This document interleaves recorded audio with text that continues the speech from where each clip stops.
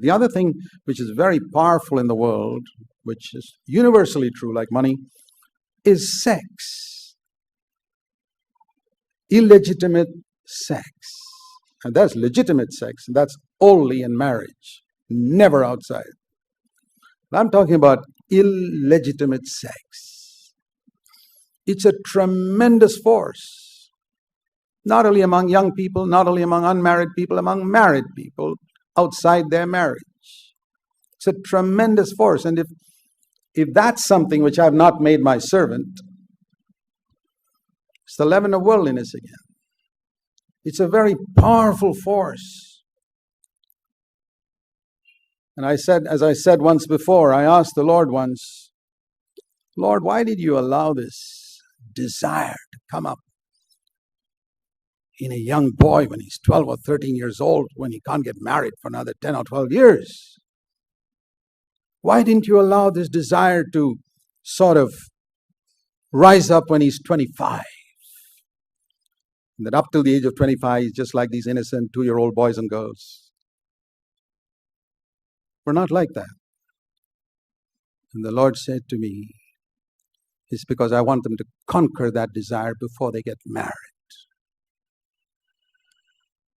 I want to say to all of you young people, fight it, conquer it before you get married. Otherwise, you may be enslaved to it even after you get married. That's why we have so many divorces. That's why you hear of pastors running off with their secretaries or something like that. And the amount of adultery and immorality there is among Christian leaders worldwide. It's absolutely shocking. It's such a tremendous force. And if you don't make it your servant, and there again, like with money, it's a constant battle. And there's only one way to avoid immorality. The Bible says, flee immorality. It's not by facing up to and say, hey, I can conquer you. It's by running away. You come into a situation where you feel your temptation, about turn and run. That's the only way. If you don't do it that way, I can prophesy without being a prophet that you'll fall. If you don't have that attitude, the world has got a hold of you. And you've got to fight it, my brothers, young men especially, and married men too. And that's so widespread now. You know, the number of people who write to me, believers, young people who say, Brother Zac, I'm a slave to pornography. In the olden days in India, you had to go find some place where they would sell pornographic books. You don't need that now. You got the internet.